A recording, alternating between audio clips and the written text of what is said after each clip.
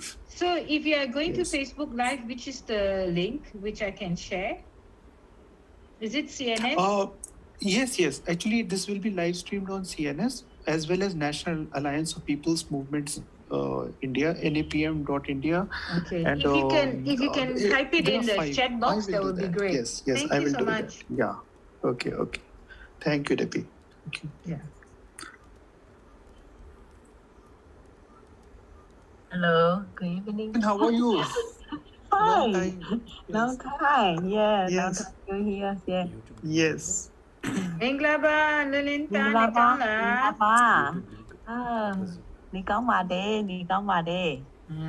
Not very down there. Matede, Babu.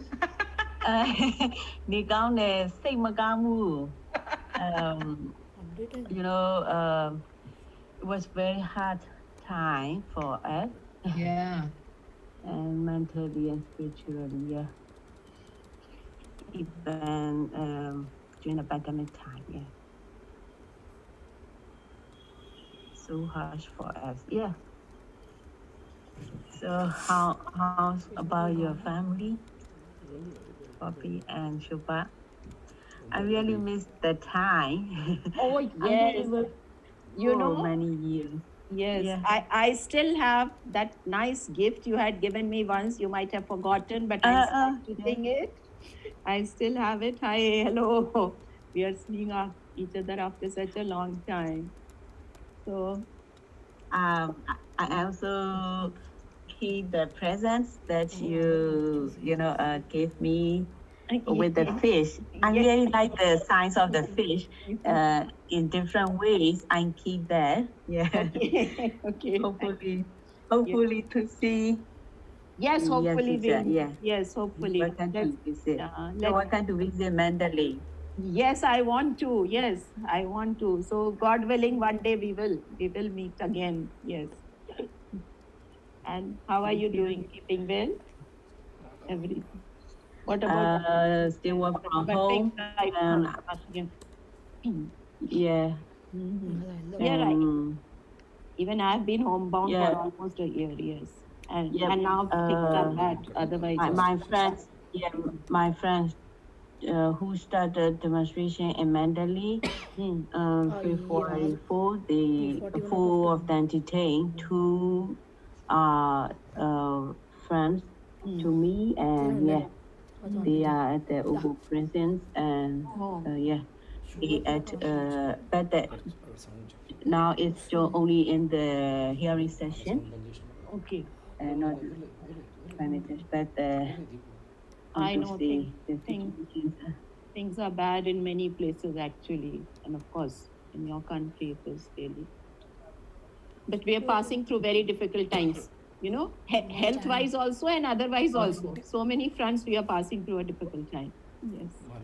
Yeah, as you know, recently this afternoon, Civil Disobedience Movement, CDM is successful in Mandalay. So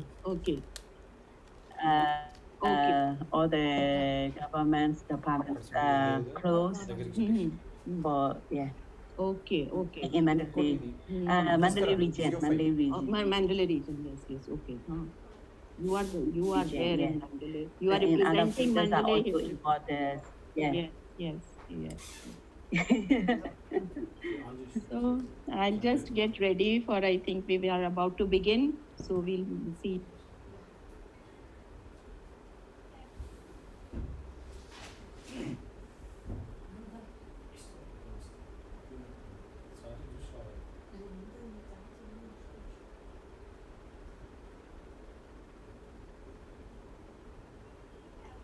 Welcome friends to today's session by South Asian Solidarity Forum for Federal Democracy in Myanmar. Thanks for joining in support of the citizens of Myanmar who are protesting peacefully against Myanmar military's recent illegitimate seizure of power and they are carrying on a non-violent movement for restoration of peace and democracy in their country. This session is being telecast live on the TSPR channel of Telangana, India, thanks to Dr. Siva Prasad Reddy. It is also being streamed live on I am host.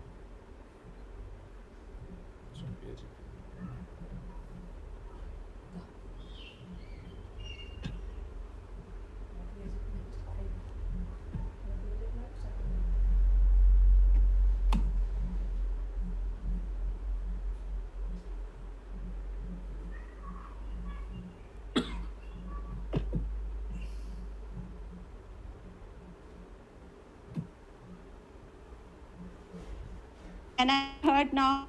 I had lost. Yes, we can hear you now. Yes. Can you begin now? Begin again, yes. Okay. So, in fact, I had already welcomed the participants today, and I was just saying that one of the outcomes of the session will be a regional statement based on the discussions of today. And this statement will be drafted with the help of the well-known feminist and health justice activist, Constanza Ruprecht. And it will also incorporate inputs from other human rights groups calling for federal democracy in Myanmar. We will share the draft of the statement with all of you for your feedback. There will also be an open session after all speakers have presented. And friends, as we all know, what we are witnessing today in Myanmar is a pointer towards the rising militarism which we are witnessing in today's world. The systematic violation of democratic rights is manifesting itself in various forms in many Southeast Asian countries, and it is abetted by religious fundamentalism, patriarchal mindsets, and corporate greed. Now, without much ado, I would like to invite our first speaker for today, Debbie Stothard, a human rights defender and the coordinator of ASEAN Burma. Over to you, Debbie. Thank you so much, Shobha, and greetings of solidarity from Thailand, Bangkok, to all our friends in South Asia, but also to my sisters, Katie Win and Luin Tan, who are in the country which we're discussing now.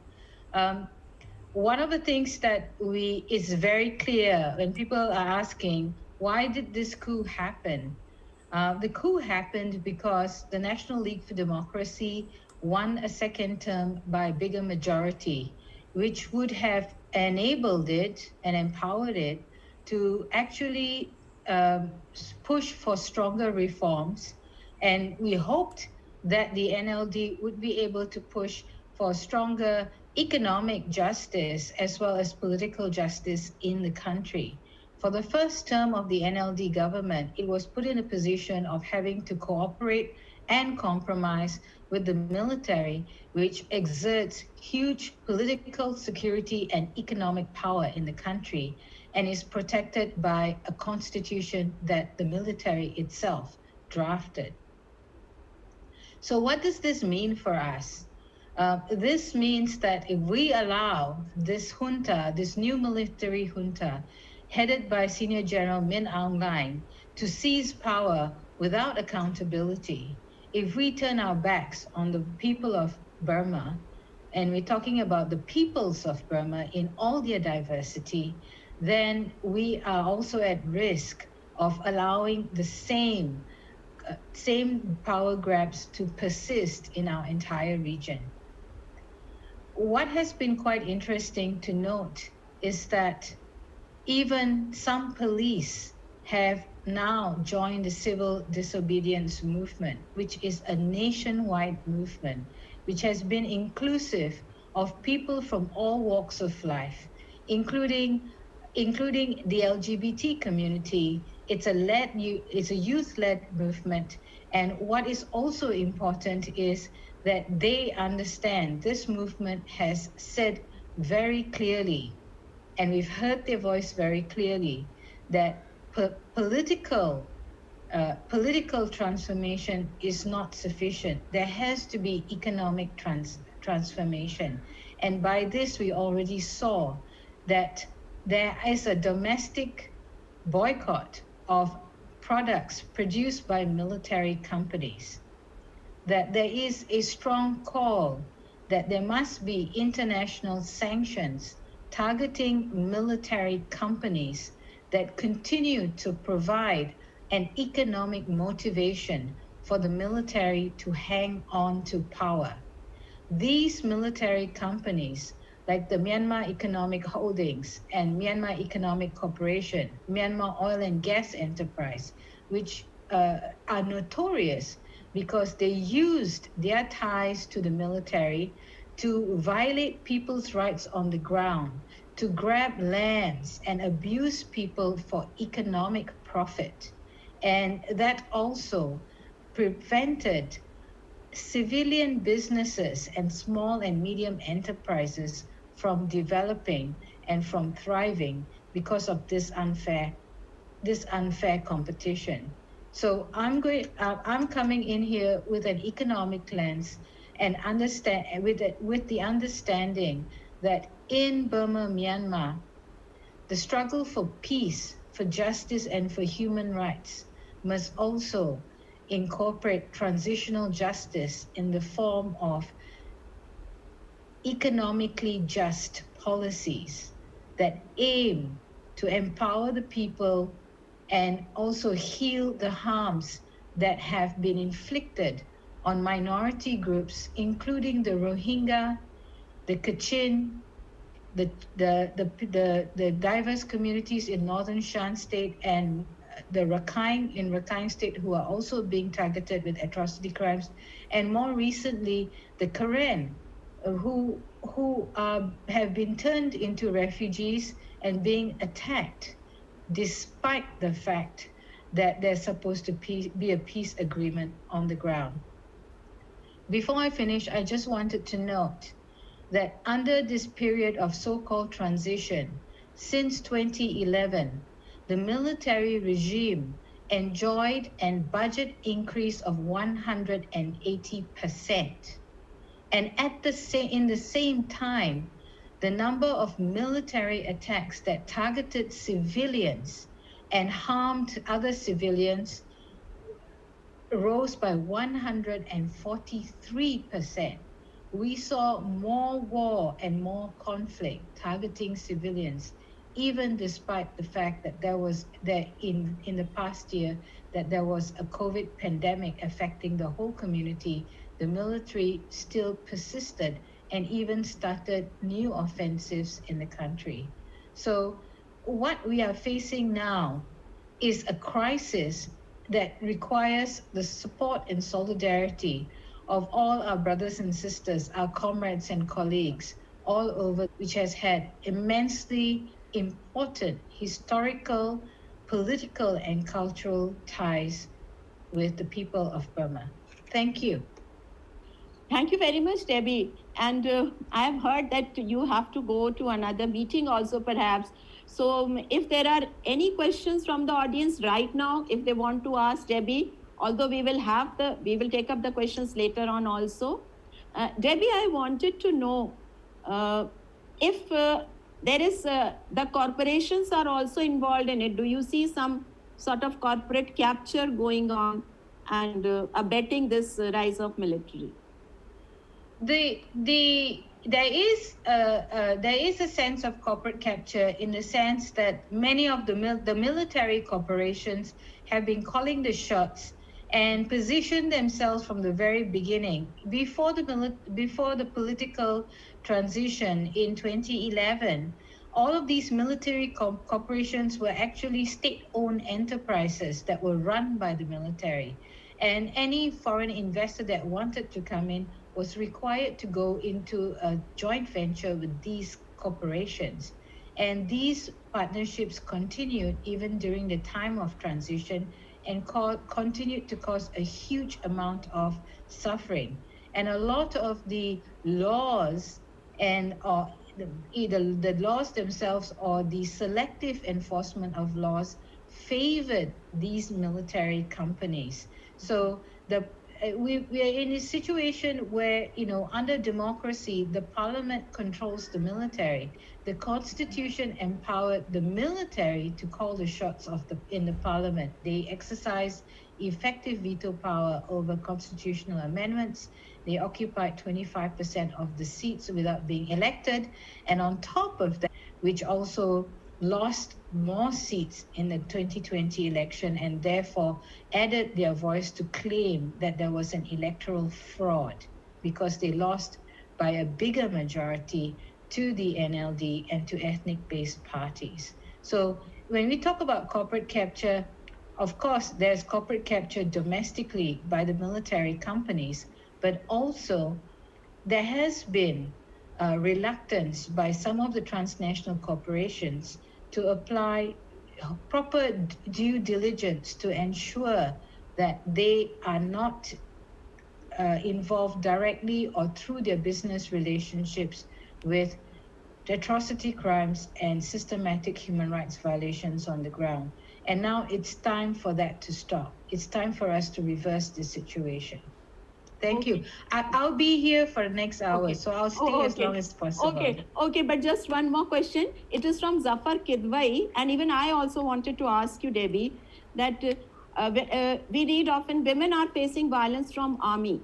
Is it true? Because history is tainted where military uses violence on women to suppress any civil resistance movement. Thank you for your question, Zafar. Yes. The first official casualty of this movement is a young woman who was shot dead in Naypyidaw. The Naypyidaw is the military designed and built new capital that was set up in 2005. And during that time, this capital was built so that the military could avoid being in Yangon, where there was a lot of resistance and opposition from the people. But even in the ivory towers or the fortress of Naypyidaw, civil servants, senior civil servants have joined the civil disobedience movement, including senior civil servants to the level of Director General and Deputy Director General of various departments. So this has been a shock to the military. But in Naypyidaw yesterday, a young woman who was not even in the front of the protest was shot and fatally wounded. She was taken to ICU and she passed away. A friend of mine, Edith Mirante, has put on Twitter, Burma have been killed by the military, including young women who were raped and killed by military, women shot in the streets, and in the case of the Rohingya genocide, very severe and horrific atrocities targeting women.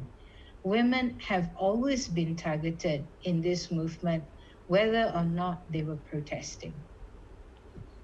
Thank you. We'll take up more questions later on, Debbie. Thank you for that, because we have questions coming up. So our next speaker now is Kathy Wynn. Debbie mentioned her earlier also, from Asia Pacific Network of Sex Workers. And she is the founding member of ADA, the Myanmar Sex Workers-led organization. Over to you, Kathy. Thank you very much. And I think I'm very excited to be there the part of this discussion as the showing the movement of solidarity of the region, and also the how we can be also get the more solidarity and then the movement in our region.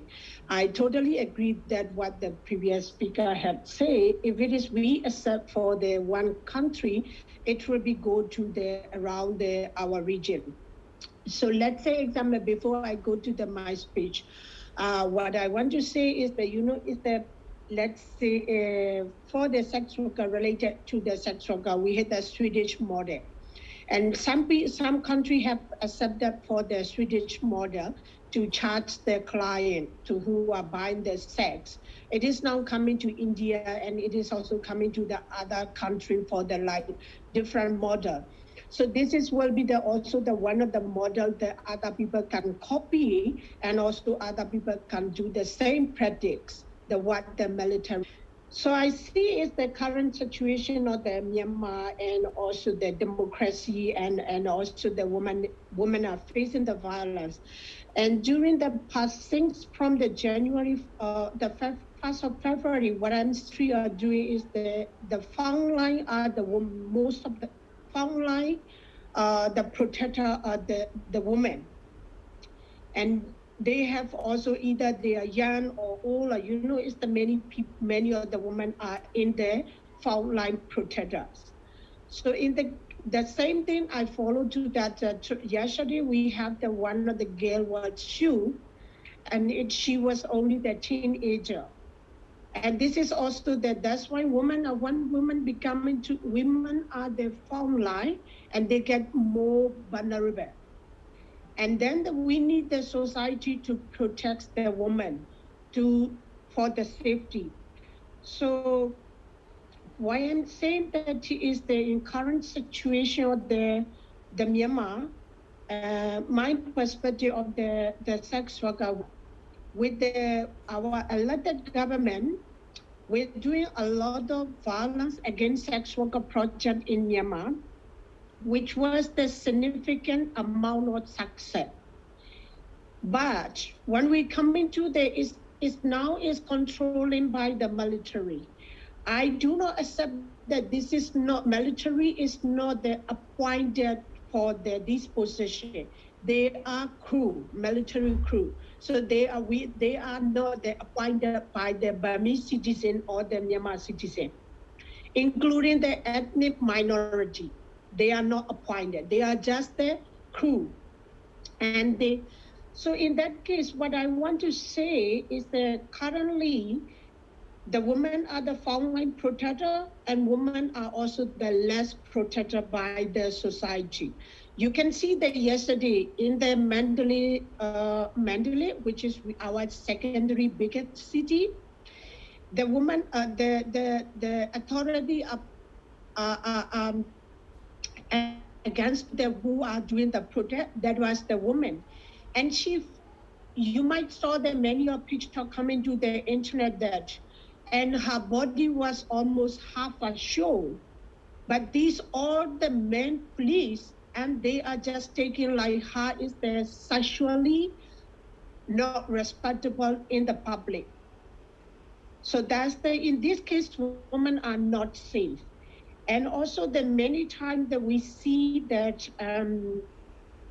the many of the women, including the sex worker, they face the violence, and they face including sexual violence, economic violence, and mental violence, and they have lack of protection for those people. So we, as the sex worker community where we are working, and now we are also working with the feminist group, that to how we can protect the gender-based violence from those.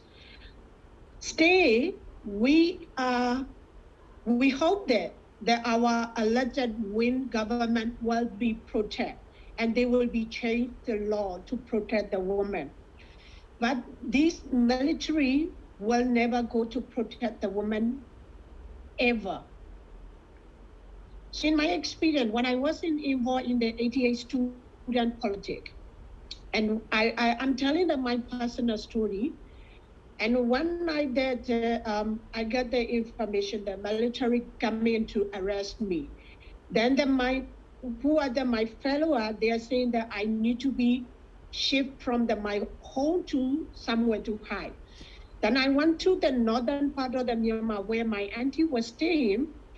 You know, these army people, they rape to the people, they rape to the woman, and they come to get whatever assets are available for them, and also how they can get people to be their servant. So this 20 years of my experience on that, and we cannot accept what military are currently doing. We, people in Myanmar, more than 54 million vote for the elected party because we want democracy, and we want the full human right, and we want to be fair. So I'm saying the experience of mine, the since 1st of February, when I go to bed, I have the tension. What can be happen next? When I wake up in the middle of the night, I also have the tension. What is new come up? In the morning also, I look at what is going on. So we are supporting to the democracy because we do not want this tension. We want to be peacefully working with our goal to achieve the health, and our goal to achieve protect the women, our goal to achieve whatever we say is for the sustainable development goal. You know, it's the worldwide people are saying that, UN are also saying that, sustainable goal. But when this crisis comes, who will protect this sustainable goal? Who will protect the universal health coverage? I don't see anything the army will be interested to do on those for the citizen or for the people. That's why I'm saying that it is not only for the Myanmar. It is for the region. It is for the country where people do not have the democracy. So we need to think about the democracy is for every people should be deserved. And democracy is for all the country there. We need it. If we want to reduce the violence, if we want to increase the country economy is better, and if we want to do the women are safe. I think that, thank you.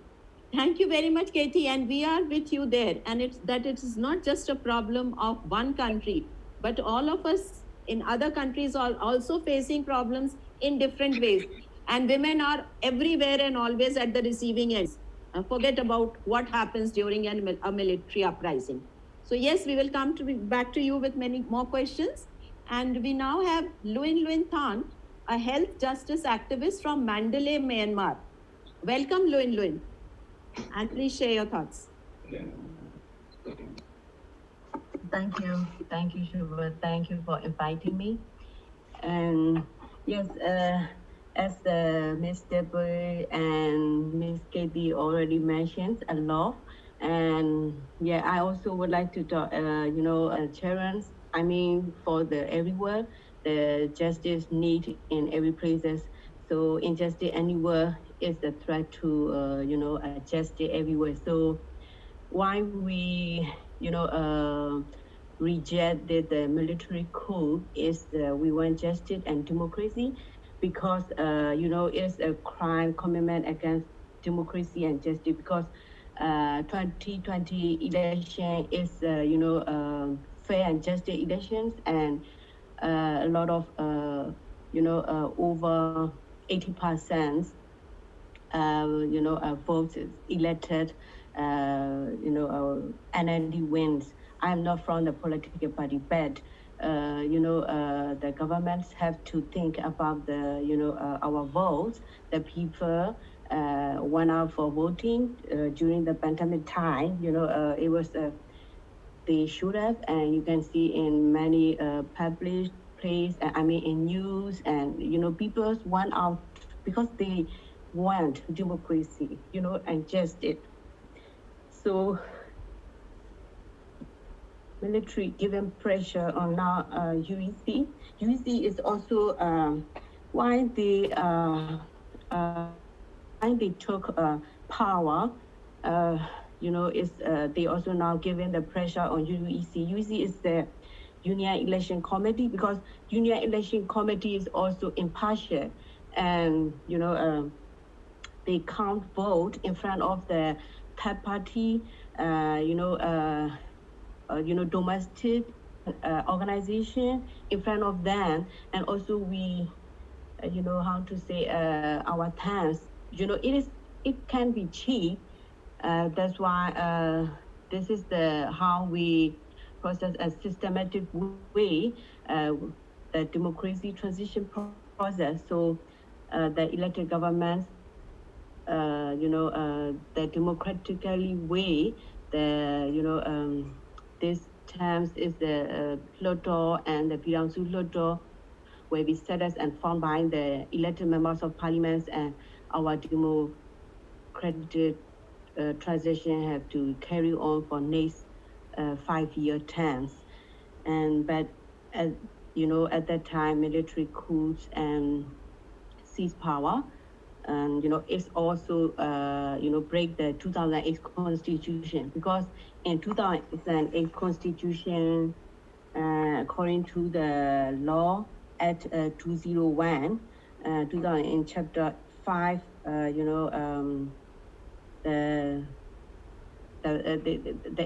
in the emergency case, by the transfer of the presidents, the forming of the National Defense and Security Council needs to form. But the presidents, women haven't signed no approval, but they force and seize power. How to say, it's like treasons.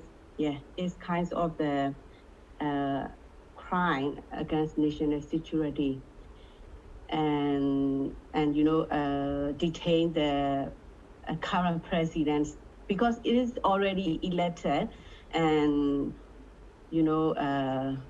landslide winning. I'm not from the NLD party, but in a democratic way, there's also an opposition party. USDP also have only a vote. It's already announced voting list in front of the third party. So, this is a crimes, and it's treasons that the military coups. So that's why a lot of demonstration peacefully, and you can see everywhere, demonstrate our civilians demonstrators, and still ongoing, starting from the 4 February, because according to the constitution, 72 hours we have to wait at the February 1st, and then we want the table discussion from their side if they have intentionally genuine willing from the Tamaro. But Tamaro have they don't have the genuine intention, because the election, before the election, there's 14 days before the election listed out, and on that day. But at that time, citizens, parties, political parties have an right to amend and whole regions who involved in the civil disobedience movement, and other regions also fully join. Now, many places join by the police, as David mentioned. So, from my side is, I would like to, demand our elected governments, to release immediately the state councillor and the presidents, and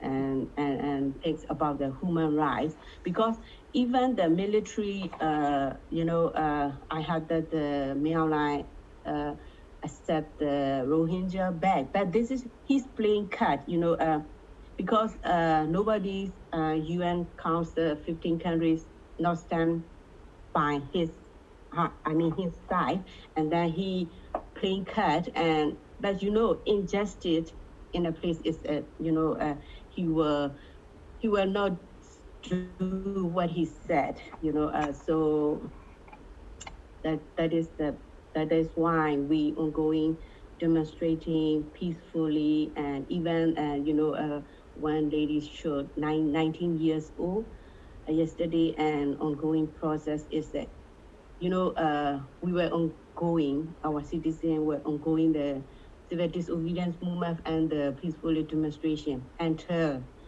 the civilian government, the winning government. We don't want next election, and, they have to give back, restoring the democracy and this NLD party, winning NLD, because, according to the case and the history, the military found the USDP party. USDP party is also, how to say, they are backsides from the military, and military supporting, because some militaries involved and they running in the politics, but they lose in the 2020 election. Nobody liked their party, so that is the result. And even a lot of protections and countrywide election is the results, and the people willing, and that is our rights. That is what happening in Myanmar, and yes, that is what. Thank you.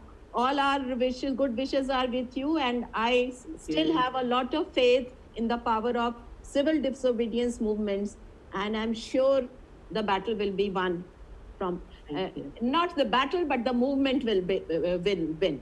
The movement will win. Battles are for militaries to fight, and we fight with movements. So thank you very much. And I now welcome Miss Norme U Mutra, and she is a Karen by ethnicity and is providing technical support to the Karen National Union peace process to establish a federal democracy in Burma. And please forgive me for my bad pronunciation of your name. So be welcome and please share your thoughts. Thank you very much. Thank you very much for getting me. Even though it's the last minute, I'm glad to be a part of this discussion because I think it's very important. Aside from what the previous three panelists had spoken, I would like to speak from a little bit different perspective. I think the elections, the 2008 Constitution, those are still, as we protest, as the people of Burma continue to protest against the coup and also the aftermath of the military conducts, they continue to protest as we speak. Along the protests, I think the discussions are ongoing. Where do we go from here on? What direction do we take? There are different various, of course, schools of thoughts.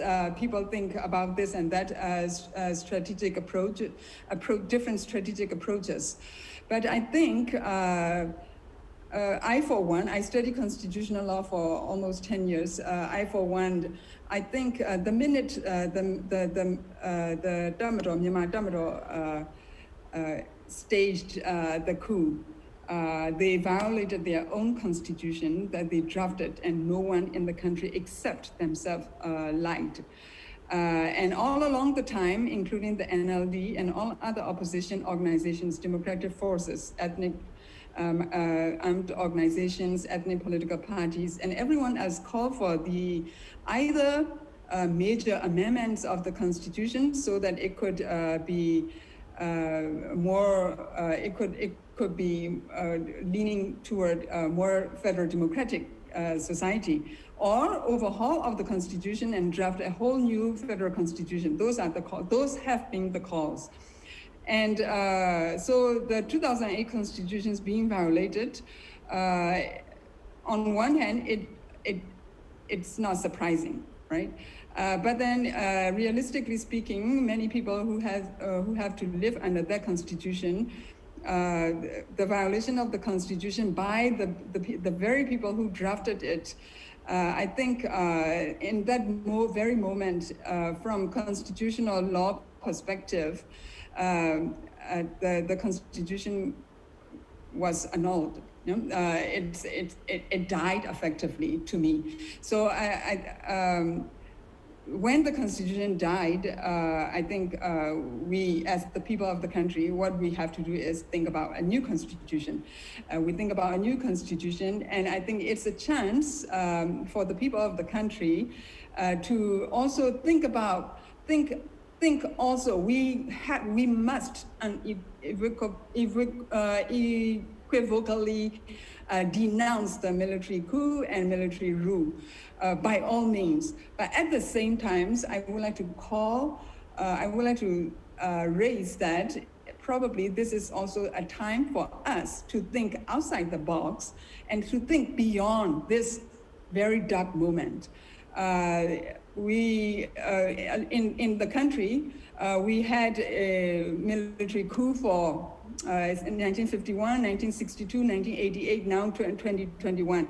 So at least we had officially four times military coup in the country. But in many parts of the countries, the military effectively took over and ruled in many parts of the countries, in the eastern part, southeastern, and in the western part of the countries. Military have all along the time since independence ruled the countries, occupied the countries, ruled the countries, and those places were under or have been under military rule. So I think we can look at the current situation and while we are resisting military rule and we are rejecting the coup, we denounce the coup, we should also as a country look, then how do we move forward? Which direction do we go? I think I would like to look at it that way. And I also think that from constitutional law perspective, if this constitution did not allow us, the people, a country with diverse communities, diverse cultures, the diversity in the country is huge. And in this country, we certainly need a constitution that would accommodate that diversity so that we won't have to repeat the history by fighting. If we don't fight the military dictator, we have to fight the civilian dictators. And I think I'm sick of that, and many of the people in the country are sick of it. So once and for all, we reject and denounce this military coup, but we also should look forward to how we can overcome this, and we can create possibility. We can design possibility for the children of the future of our children, so that they won't have to get back into the same thing repeatedly. For now, I don't think my generation. I started entering the movement for democracy and change in the country when I was 19, and I'm now 49. I think I can speak a few, truth to that pass the current situation as opportunity to overcome dictatorship of all kinds.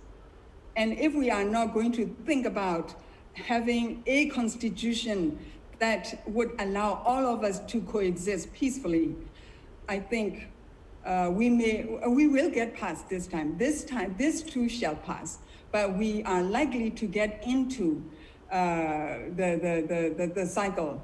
So I think it's very difficult. One of the most difficult times in the history of this country. We are resisting, we are defying, we are fighting to pass this moment, this dark moment. But I think I should also call that we should not allow ourselves to get stuck in this moment that the election result and I think the military is smart to set it up so that we rejected, all along the time we denounced the constitution. Now the military set it up so that we are going to get ourselves back right into that bogus constitution that would never give a chance to federal democracy to blossom. So for tonight, that's my different point of view that I would like to present. I think this could create a lot of debates and disagreements, and I welcome question, but I also stand with the people of Burma in this fight. We must pass this dark hour, but it is not just passing the dark hour. It is making sure that after the dark hour, we are not going to fall into the pit. Thank you. Thank you very much. Yes, and I agree with you that this too shall pass. As and in Hindi, you know, there is a poem. There are a few lines. I'm tempted to repeat them here, and it says, "ये गम के और 4 दिन, सितम के और 4 दिन, ये दिन गुजर भी जाएंगे, गुजर गए 1000 दिन," which means that these 4 days of darkness and misery will pass, as have thousands other days of happiness have passed. So these too will pass, and again there will be happiness. So I think that that's a very positive attitude, and we'll come back to you with more questions later on. How do I pronounce your name? Please tell me that so I don't pronounce it incorrectly again. Meu. Okay, thank you very much. I can see we have with us Mona Sabela of ESCR Net, which is an international network of economic, social, and cultural rights. And many of the organizations which people here are representing, they are part of ESCR Net. So Mona, we would like to hear from you. You are the best person to talk about the global solidarity on behalf of Global Solidarity Network of People's Movements. Yes, Mona. Sorry, I'm having some internet trouble and I didn't hear, but I guess it was invitation. Yes, please speak. Yes, Mona. Invitation. Great. For you to speak. Yes. Apologies for bad internet connection on my end, and thank you very much for all the information shared, and Mayu and Debbie and you know, other colleagues who intervened. Really powerful interventions that really I learned personally a lot from you, and I'm drawing a lot of strength from you as well, and a lot of hope for a better future. From the network side, of course, Debbie and Bobby and Shobha know very well as members of ESCR Network. You know, we operate as our members lead us to and guide us, and so we're really happy to see these events of solidarity. You know, there was one last week with some Sri Lankan and Indian solidarity groups coming together that, of course, Bobby and Herman on this call as well had organized together with the Fisher Folk Group and CNS. And I think, you know, continuing on today with this call, it's really inspiring to see so many voices of movements on the ground speaking out about, you know, women's violence or violence against women at this moment, and really how women are at the forefront of a lot of what is going on, whether in India or in Burma, Myanmar, and throughout the whole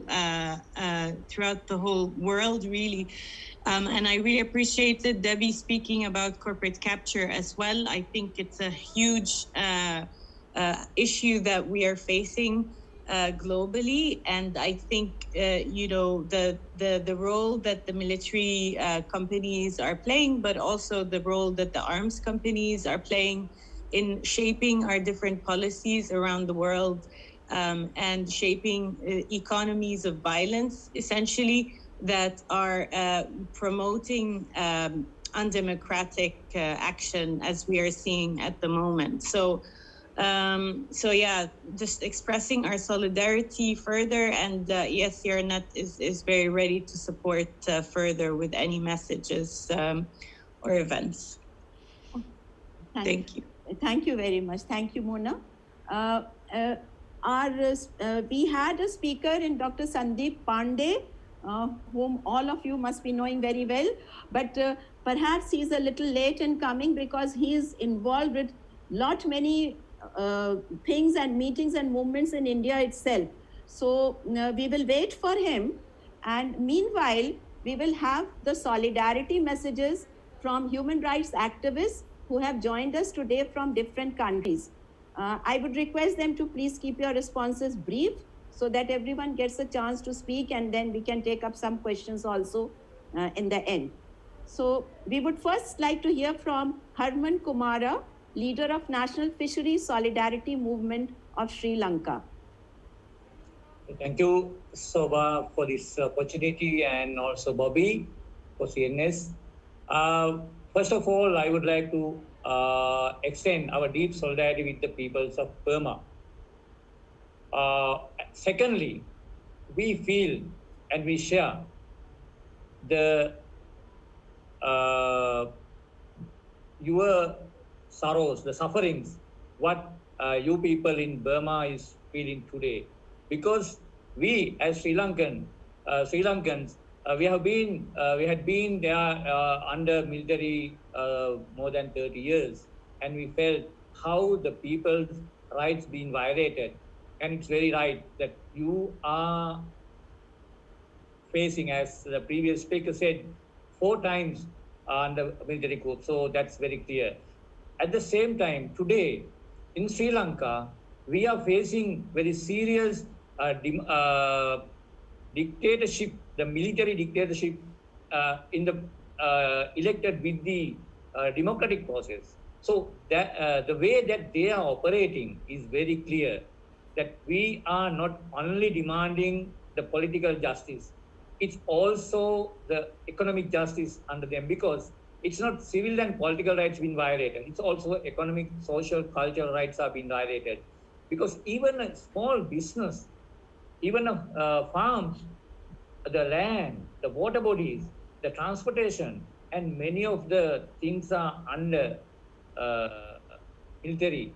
And they are running all the business of this COVID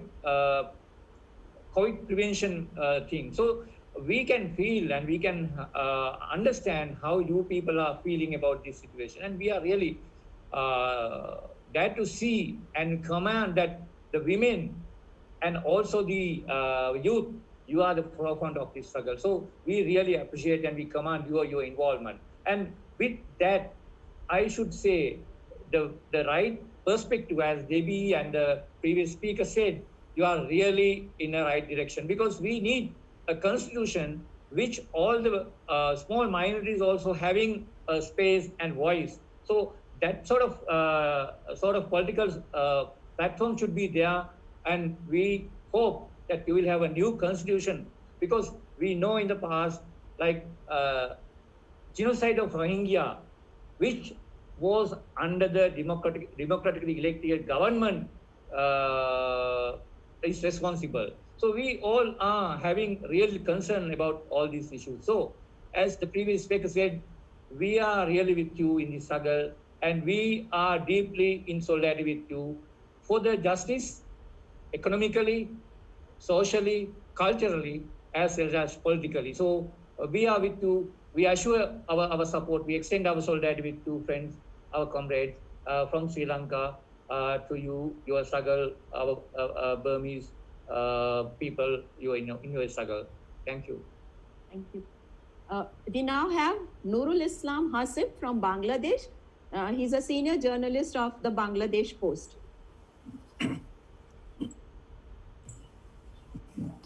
Yes, Nurul. Thank you. Thank you, Shubha, for giving me the opportunity. So I'll be very brief. First of all, I will just express my solidarity with the democracy-loving people of Myanmar who are on the street protesting the military rule. So my prayers for them, my prayers for the well-being of our neighbor. Myanmar is our neighbor. We in Bangladesh, we people, we journalists, we expect democracy in Burma for two reasons, I would say. First, we are democracy and we love democracy. And second, which is very important for us, is to get the Rohingya crisis issue resolved. And without sustainable and full democracy, I am saying full democracy because what we have seen in the last few years in Myanmar were not democracy with military holding the key power and running the show when it comes to make key decisions. So we want full democracy in Myanmar. So my personal belief is that due to the 50 years of military regime, we are now facing this Rohingya problem.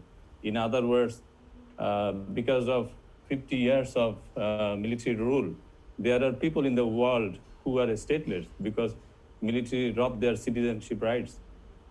So I think, and it's good to know from our colleagues in Burma that the movement against the military takeover is gaining momentum, and it's now inclusive with people of all strata joining the activists. So there are also calls to boycott goods produced by army. So I hope that good sense will prevail and military will hand over the power to the political parties who won the last elections. So thank you. Thank you, Nurul. Next, we have our friend Wali Haider from Pakistan. He's from Roots for Equity and represents Pakistan Kisan Mazdoor Tehreek, an Asian Peasant Coalition. Over to you, Wali Saab.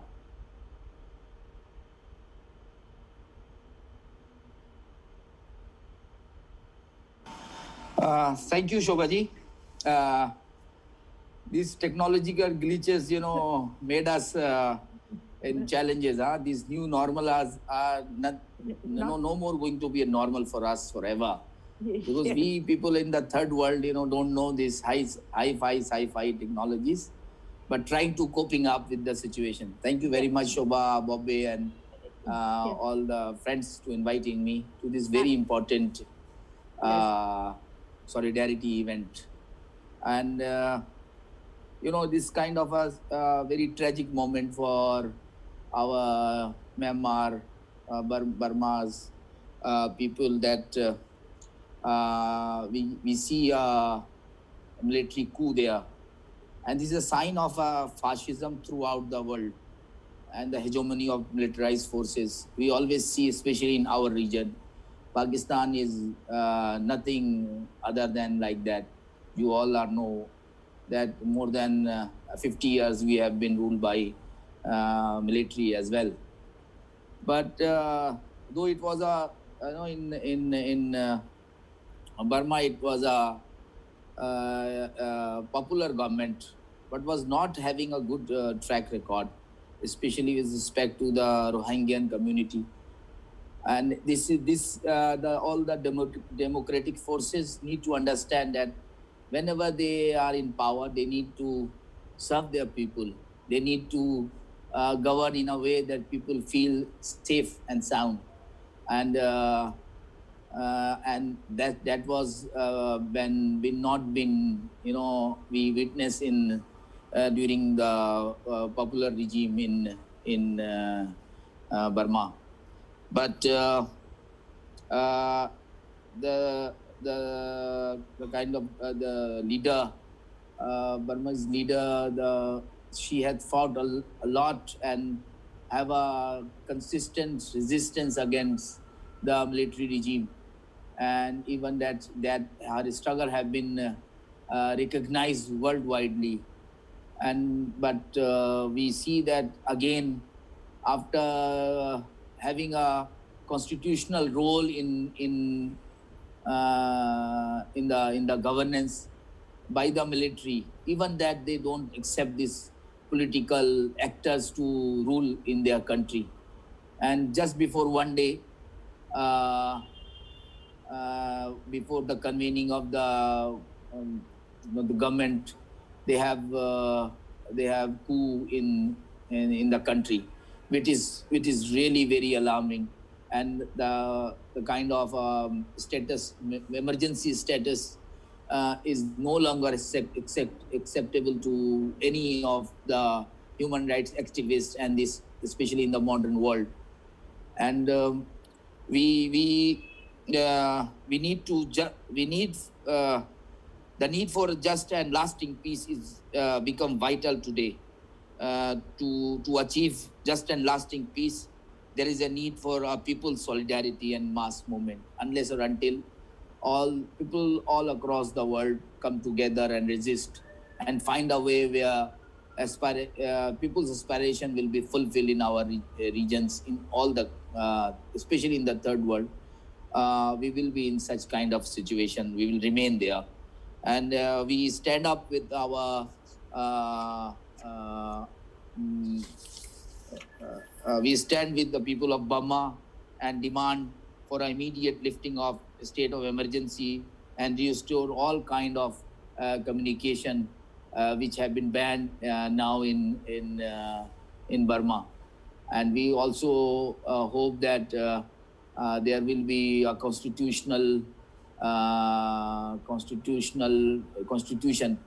true constitution will be prevail in Burma, and people of Burma will be freed soon.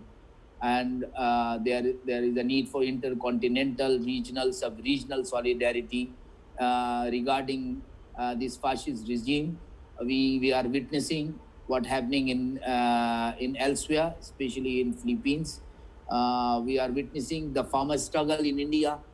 We are getting a lot of inspiration from farmers' movement in India.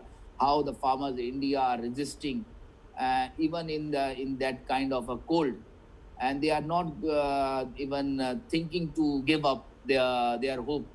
That is a real inspiration for all of us.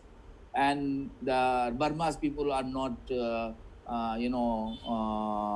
behind that, and they will also get a freedom and long-lasting peace in their life and in their country. And let's hope for good for all of us in future. But this is not possible without a consistent mass movement and solidarity among people's movement around the globe, especially in subcontinent in South Asia. I thank you, Shobha and Bobby, for inviting me for this very important solidarity webinar. Thank you very much. Thank you very much.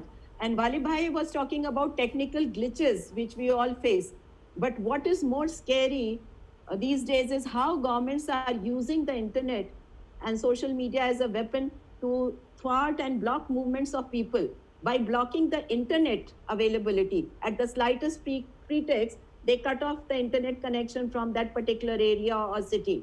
And I think that is a very scary part. We have more voices from Pakistan. We also have with us today peace activist Saida Deep, and she's founder of Institute for Peace and Secular Studies, Lahore, Pakistan. So she will share her brief message now. Over to you, Saida Ji. Hello, can you hear me? Yes, we can hear you very clearly.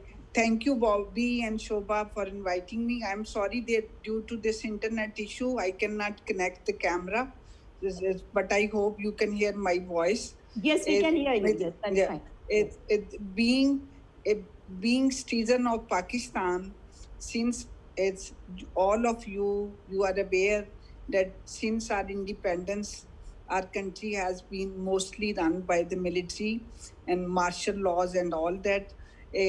My friend from Sri Lanka, I forgot the name. Whatever he was saying, I can relate each and everything to myself. The problem is we don't have a freedom to express. Like, it is very fashionable and cool to criticize the military dictatorship in other countries, but in my own country we cannot raise voice, because if we speak then people got missing, and sometimes your parents are looking for you for years, and like most of the people in Pakistan who are democratic, who believe in democratic values, they are upset what happened in Myanmar, and we are really, our heart and soul is with all the people in Myanmar and people, particularly in South Asia, most of us, we are not really enjoying the democracy, even if there is democracy. And I really hope that a time comes when we are free, all of us, and we have this power and courage to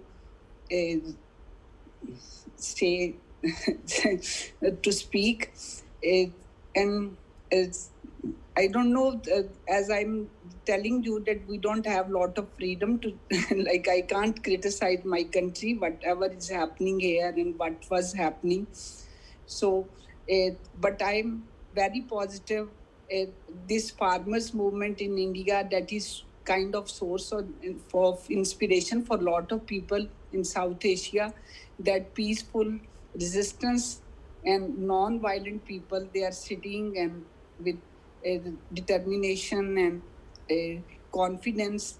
And I would say that we should overcome someday.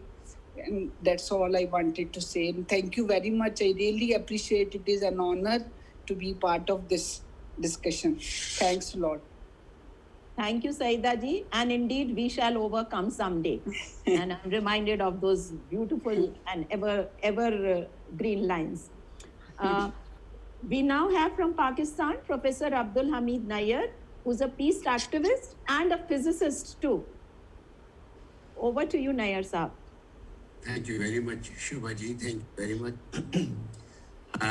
It is indeed a privilege to be with you in this nice company. My compatriots have already expressed the feelings that we have on this particular occasion. Pakistani peace movements, Pakistani movements, rights movements have already expressed concern at the military takeover in Myanmar, and they've condemned. And as Saida Deep said, we have every reason to be very worried about military takeovers. We have been ruled by the military for a very, very long time, and they may not be directly running at this time, but we all know that they are behind the curtain and they are moving. They are the force of politics from behind the scene. We also know that prolonged military rules, whatever their duration, but since we have experienced them for a long time, prolonged military rules are very injurious to nations. And therefore we are worried about Myanmar. We just heard that Myanmar has had 4 episodes of military rules, nearly like Pakistan. And Pakistan has been badly hurt by military rules in the country. They have dragged us into wars with neighbors. They have dragged us into commitment of atrocities to our own people in the former East Pakistan, which is the Bangladesh, now in Balochistan, now in Sindh or whatever, in all these places. They have dragged us into the war raging in Afghanistan. So, and therefore, they have actually bled us as well in this particular process. So military rules are bad.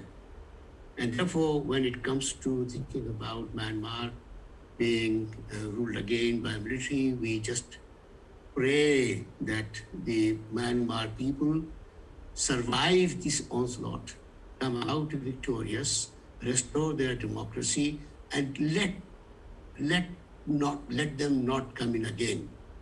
For example, in Pakistan now, we have actually amended our constitution and made it mandatory death sentence for anyone who takes over the government illegally for a military takeover.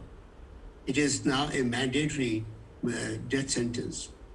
But then they have in the meantime become so powerful that they are controlling everything from behind the screen. They are dangerous, and we hope that they survive this time, this rule, and we hope they can come back and restore democracy, and then the democracy flourishes over there. Thank you very much for this invitation, and these are the few words that I have to say. Thank you very much. Thank you very much, Nayar Sahab. And from Pakistan, we now move to Nepal. I invite Kalpana Acharya, Editor-in-Chief of Health TV Nepal, to convey her message, please. Thank you, Sabaji. Thank you so much. Namaste and good evening, all of you. I would like to thank organizing team and all panelists for having me on this panel discussion to show my solidarity for people of Myanmar. I have many friends in Myanmar, so I'm sending my solidarity and on behalf of our Nepali media friends too. Actually, I don't have much to say here. Our friends and Myanmar people are in difficult time. I stand with them for free press and democracy, freedom of expression, and strongly no more military coup. Here, I want to show my solidarity and demand for the restoration of democracy and freedom. Likewise, I strongly demand to stop using violence against protesters, including our journalist friends. They should respect the result of election. I think they should respect what they got. Being a health journalist here, I just want to say my big concern is health status of Myanmar too. I think Myanmar and Nepal's economic status is similar. I think so. Myanmar has progressed a lot in health sector, like Nepal, including maternal mortality and other sector too. But here, military government cannot meet these health target goals because they are always against the freedom and empowerment and welfare of the society. That's why to achieve the health target goals and improve the health status of Myanmar people, there should be the democratic society.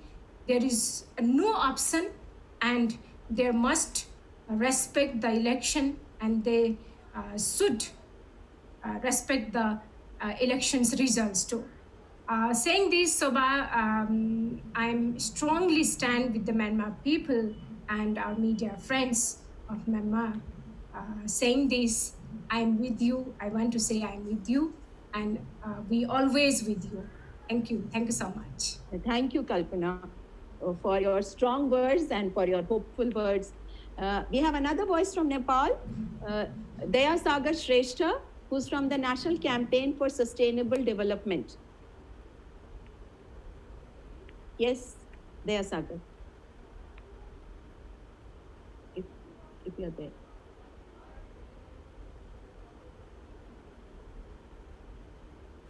Okay, I think Daya is not there right now. So we come back to India, and now I invite Ankit Goel, convener of the Eco-Socialist Front and host of the ongoing Satyagraha discussion series, which is taking place in India, to give his message. Thank you, Shobhaji. Am I audible? Yes, you are audible, but a little shaky connection, but yes, you are audible. Please speak. Hello? We have lost you.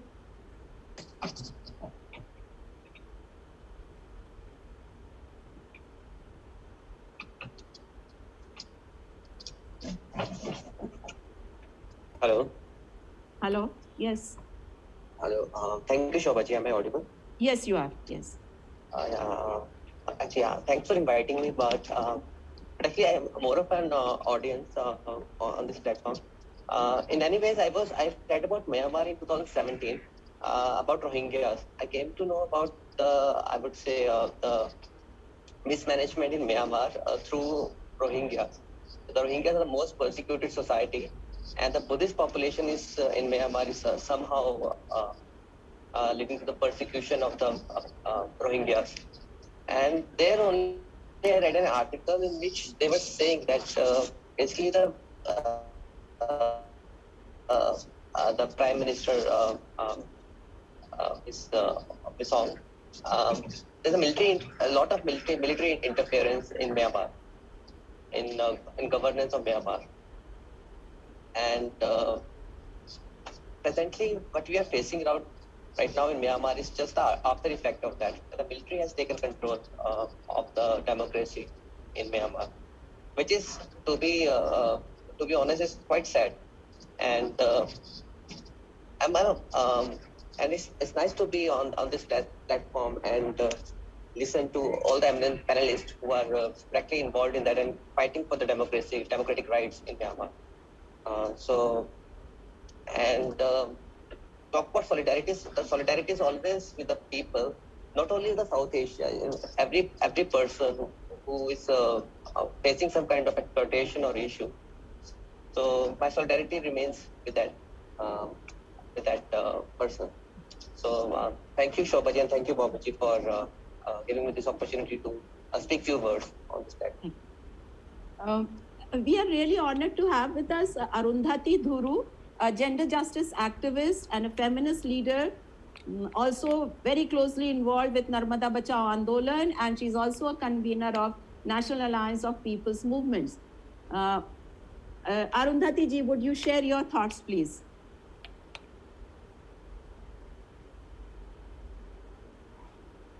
I'm really here to listen to the people, of course. Solidarity with these people of Panama. Your message, yeah, yes, your message we stand with the solidarity. I was not expecting that I'll be asked to speak. So maybe after some time, when I listen to of course I stand with the solidarity, and any one of us who fight for the democratic rights are completely against the, the military imposition or any repressive regime in any of the states. We stand with the human rights of not only Myanmar, but all the people whoever are fighting in the world. And Myanmar has seen a lot of difficulty and up and down. Oh, okay. Thank you very much. We are still waiting for Dr. Sandeep Pandey. If he'll be there, he will speak.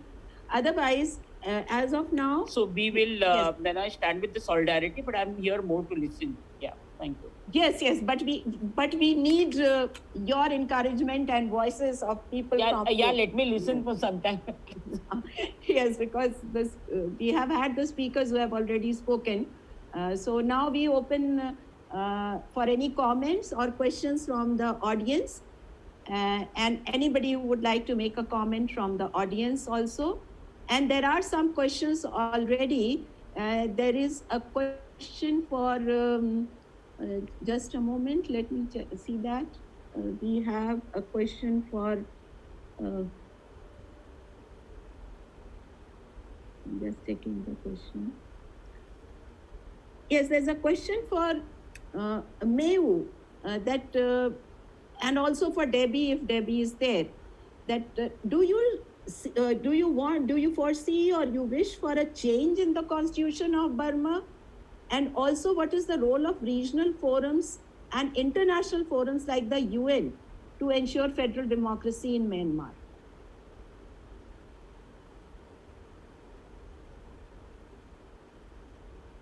I think Debbie left. Yes, Mayo. Yes, please.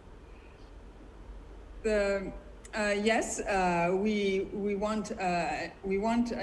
want constitutional change, and not only we want. If this country is to have any future, this country needs a new constitution. As a student of constitutional law, I believe that making a constitution is like building a house that you are going to live in. And if it is just your own plan, it's one thing, but it will still have some issue. But if it is a house to be lived in by many people, or as much diverse as our country Burma is, we suddenly need a constitutional making process that involves everyone at various levels. And only then we can rest assured that this constitution will, we will be able to uphold this constitution, will be willing to protect this constitution, will be willing to oblige ourselves to protect the constitution. So we need that kind of constitution if this country is to have any future at all, any positive future at all. And I think the current constitution, the 2008 constitution, not only that it does not guarantee, it does not have space for diversity to people with different cultural, social backgrounds to coexist peacefully. This constitution entrenched, like Debbie had left in her comments, the constitution entrenched military power permanently. So this, for that reason, we need a new constitution.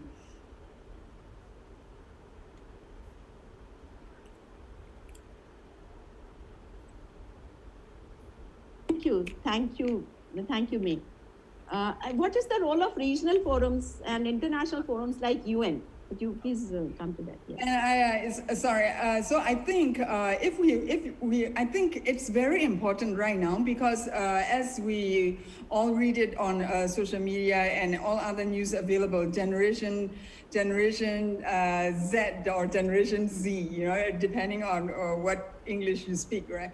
So the young people are coming up on the street, onto the streets and protesting, denouncing military dictatorship, denouncing military coup, and demanding for their democratic rights. And I think this is very important for international community, our friends, to listen to the voices of the people in the country very carefully. I think it's very tempting to look at from standing aside and to look at the country, and we can theorize. What might be the solution, what might be the best solution for this country of this type, and etc., etc. But I think the most important thing, and perhaps the most difficult thing, is to really listen. Pay attention to the voices of the people in the country, what they are asking for, what they want, where they are going. I think that's very important. And if you look at and if you listen to the voices in the country, you will hear, yes, we denounce military coup, we denounce we reject dictatorship of all kinds. This is what the cries that you can hear from the protest. But also, people are calling for new constitution. People are calling for the abolishment of the current constitution. And people are calling for the establishment of federal union. And they call it because they experienced 70 years of civil war in the country that hurts them so beyond words. Many people in the cities probably do not experience it firsthand, the effect of the war. But in the long run, and as far as our future is concerned, because of the 70 years of the war, the civil war in the country, it legitimizes the existence of the military, strong military, and as Debbie stated, 180% military budget increase. That's unacceptable in a country where healthcare is below standard, below internet. You can think about situation in the country, and everything is so unacceptable. And it is in that situation because we have this military expenditure that is sky high, and they spend that much because they justify their spending with the uprising in the country, like the ethnic minorities being destructive elements, etc. All kinds of accusation. So this, I think, international community will have to listen to the voices and help when helps are to be provided. I think we should provide the helps according to the needs, according to the aspiration of the very people who will have to live in that country and put up with whatever system that comes to place. So I think the responsibility of the international community is to work with the people in the country, designing their future, designing their constitution, designing a society that they want to live in, and instead of imposing. And the only way we could probably do that effectively is to listen to them right now. And for now, right now I say, because right now, this is the first time you can hear, you get to hear from younger generations who came out and protested. And it is not because they don't fear for their life, but it is because they fear for their future. So I think we international community can listen to that and can work with these people in crafting their own future. Thank you very much. Thank you very much. And before we close the session, I would just like to read out. Debbie had to leave for a meeting, as I was saying earlier. And although she has put it in the chat box, but as this session is being streamed live on Facebook pages also, so those people would not be able to read that chat message. So I would like to read her message where she has listed the demands of the movement. And Debbie says that our demands are to end the coup. This means power is restored to the civilian government, which is supposed to serve until April, when it hands over to the newly elected government. Release all those detained, the politicians and human rights defenders, all those who have been jailed, they should be released. Abolish the 2008 constitution, which entrenches military power and perpetuates impunity. And Mayu has just said what changes they want in the constitution. Also, reform to a genuine federal democracy. Impose targeted sanctions on military companies as an important source of pressure. She says we need to understand what is happening is a threat to regional human security, not just to Burma.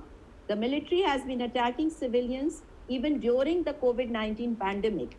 Ethnic health posts have been destroyed and humanitarian assistance blocked even before the coup. So with Debbie's message, we come to the end of today's session. And my sincere thanks to all those persons from Myanmar who could join us despite the problems they are facing. Special thanks to Mayu and Debbie, to Katie Win, and to Luin Thant. And as I said earlier, one of the outcomes of the session would be a regional statement based on discussions of today, which will be drafted with the help of Constanza Ruprecht. And we once again reaffirm our solidarity with the people of Myanmar who are protesting peacefully against an unjust military regime. And as has been said by Saida Deepji, we shall overcome. Together we shall overcome. Thank you very much for your support. And thanks also to all the supporters and all the voices from different parts of Asia who are there in this time of darkness. And as Mayu says, there will be light at the end of the tunnel. Thank you very much. Thank you. Thank you. Namaste. Thank you. Namaste.